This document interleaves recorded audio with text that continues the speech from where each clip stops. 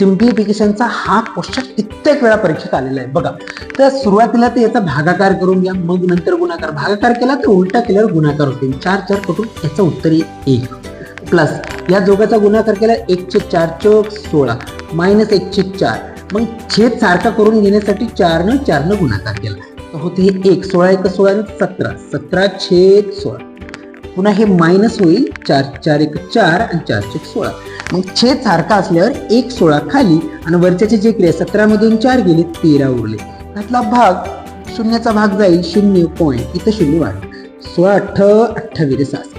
पुन्हा 2 उरला 16 1 16. 4 उरला 16 1 16 16 2 32 आणि 16 5 80.